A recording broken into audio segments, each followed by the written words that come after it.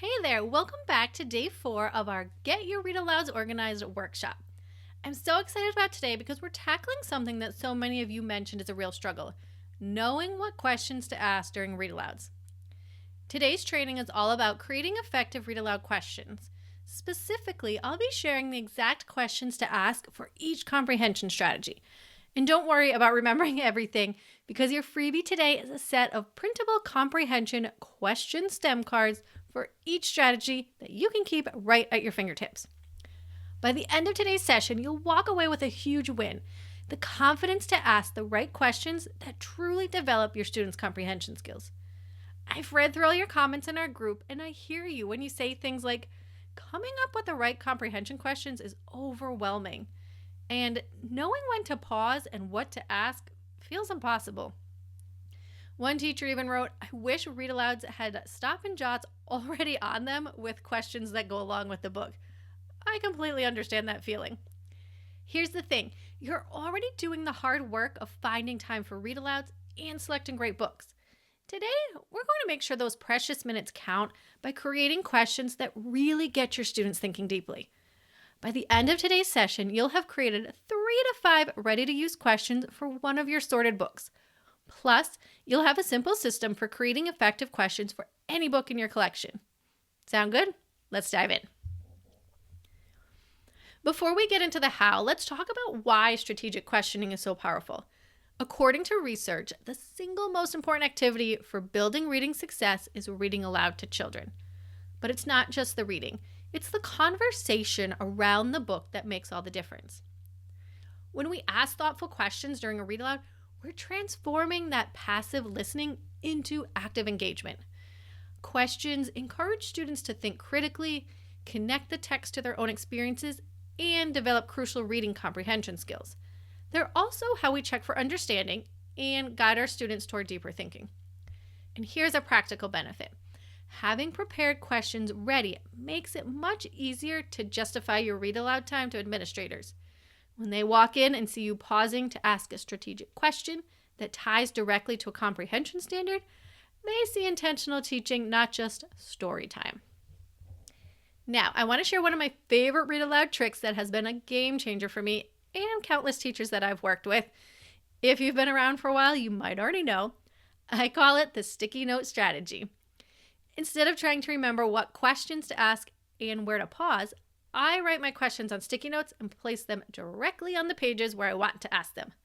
This simple system has so many benefits. You never have to worry about forgetting your questions. You can be present with your students instead of thinking about what to ask next. You can strategically place questions to hit different comprehension strategies. You'll feel more confident and prepared. Think about it. When you're in the middle of reading and managing your classroom, the last thing you want is to be scrambling for a good question. Having them ready to go makes all the difference. Let's talk about how to create questions that target specific comprehension strategies. I've found that organizing my questions by strategy helps ensure I'm developing all aspects of reading comprehension, not just focusing on one area.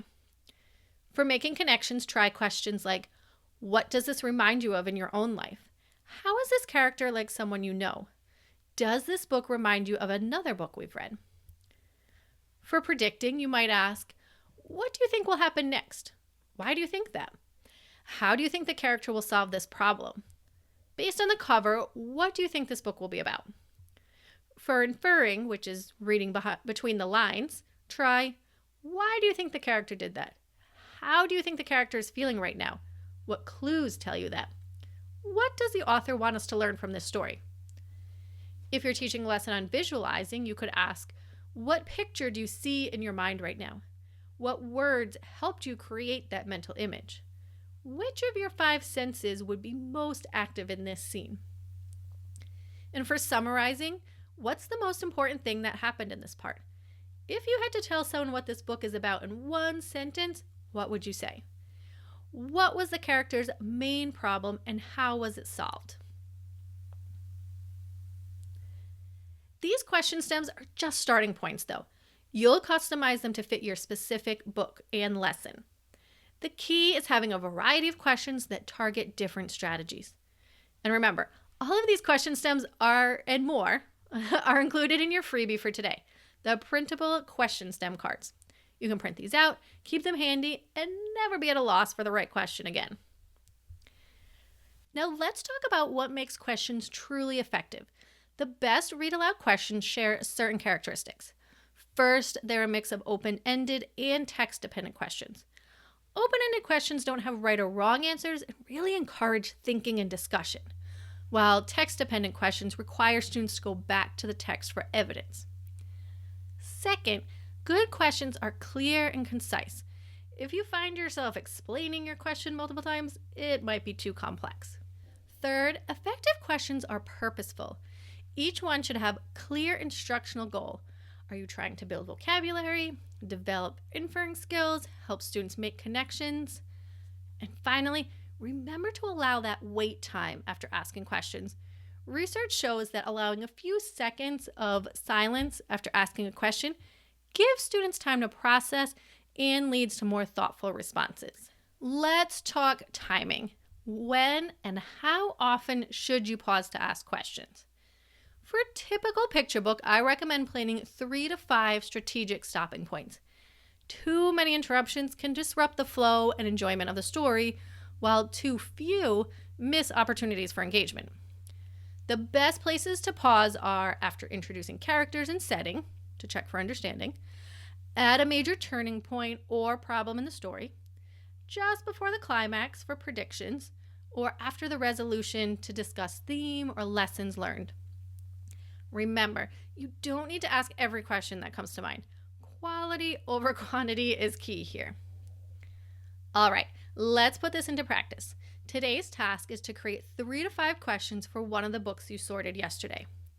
Here's how. Step 1, select one book from your sorted pile.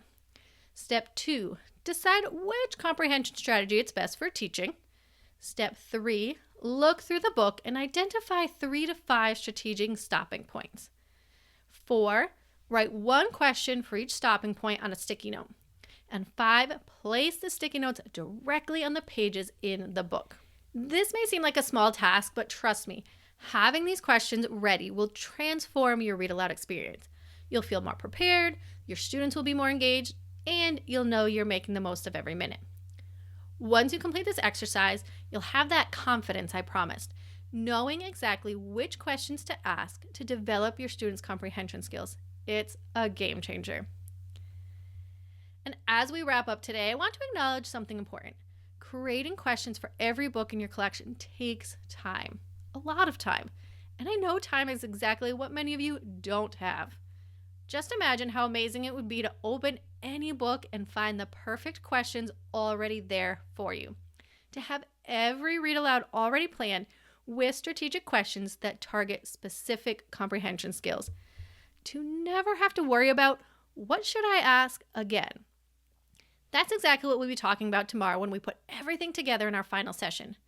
For now, focus on creating those 3 to 5 questions for your selected book and share in our Facebook group how it went. And don't forget to download your question stem cards from today's resources. They're designed to be printed, cut apart, and kept handy as you plan your read alouds. They're the perfect companion to today's lesson and will help you to continue building your confidence in asking effective questions. I can't wait to see what you come up with, and I'll see you tomorrow for our final day when we put it all together.